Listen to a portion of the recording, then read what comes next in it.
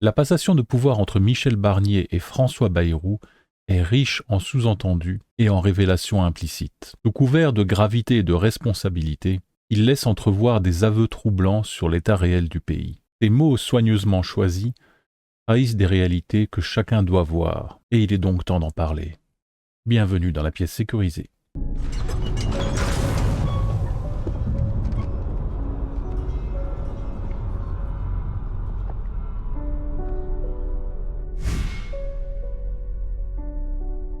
Commençons par une phrase clé de Michel Barnier.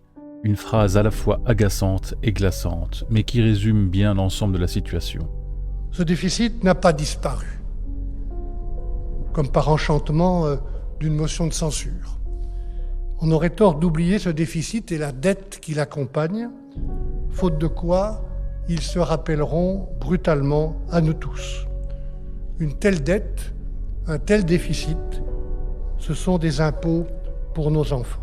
Pour moi, cette phrase de Michel Barnier est à la fois un constat d'échec et un transfert de responsabilité. En mettant l'accent sur la dette comme une charge pour nos enfants, il détourne l'attention des décisions qui sont nécessaires dès aujourd'hui, comme une réduction immédiate des taxes ou une rationalisation des dépenses de l'État. Pire encore, il développe une fatalité glaçante. La dette n'est pas un problème à résoudre maintenant, mais est à reporter. Ce type de discours nourrit une méfiance vis-à-vis des dirigeants qui admettent leur impuissance tout en demandant aux citoyens d'en payer le prix. Passons maintenant à François Bayrou. Eh bien, je crois que cette question-là, déficit et dette, c'est une question qui pose un problème moral.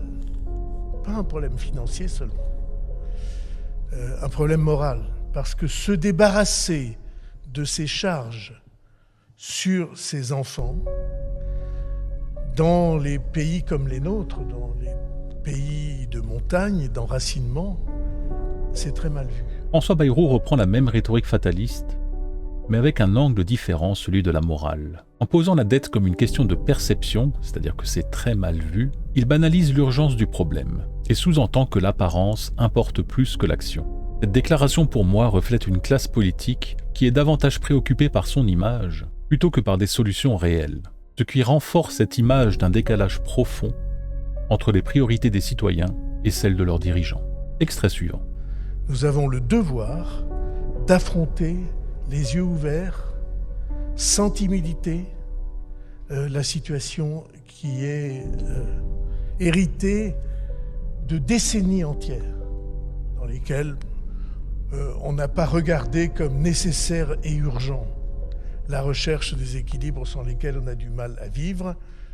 Disons simplement que les dernières années, l'accumulation de crises a été telle que les explications sont parfaitement compréhensibles. Pour moi, ici, François Bayrou reconnaît l'ampleur des crises des dernières années. Mais en insistant sur le caractère compréhensible des difficultés actuelles, il semble chercher à minimiser la responsabilité de ceux qui étaient au pouvoir avant lui. Cette déclaration laisse entendre que le système est condamné à reproduire les mêmes erreurs, sans proposer de rupture ou de solution audacieuse. Pour les épargnants, ce discours conforte l'idée que leur avenir est compromis si l'État reste sur cette trajectoire. Extrait suivant.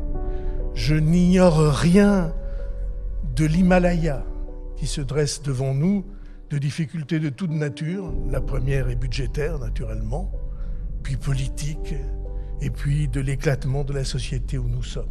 L'image de l'Himalaya, pour moi, bien que frappante, symbolise une paralysie face à l'ampleur des défis. En reconnaissant que les problèmes sont budgétaires, politiques et sociaux, François Bayrou dresse un tableau apocalyptique sans proposer de solutions concrètes. Cette métaphore, aussi puissante soit-elle, renforce l'idée que le gouvernement est submergé, incapable de répondre aux besoins urgents du pays, laissant les citoyens seuls face à un avenir incertain. Donc en conclusion, entre les phrases de Michel Barnier et de François Bayrou, un constat s'impose.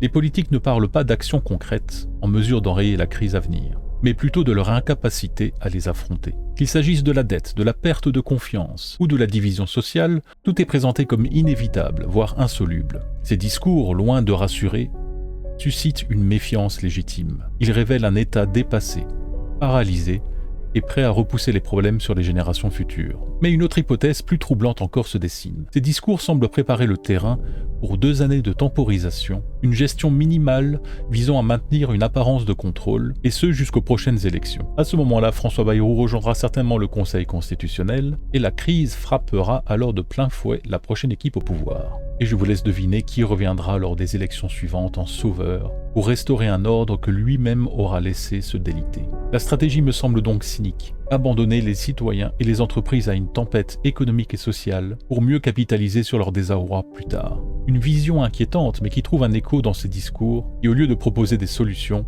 se contente de constater l'inévitable et de repousser les solutions à plus tard. En attendant, nous ne resterons donc pas inactifs. Alors sur cette chaîne, je vous proposerai de nombreuses vidéos concrètes dans les prochaines semaines, vidéos que je suis en train de préparer pour vous amener différentes solutions pour vous rendre maître de votre destin. Car n'oubliez pas, aujourd'hui vous avez le choix, car ne rien faire c'est déjà choisir de perdre, réagir c'est protéger votre liberté.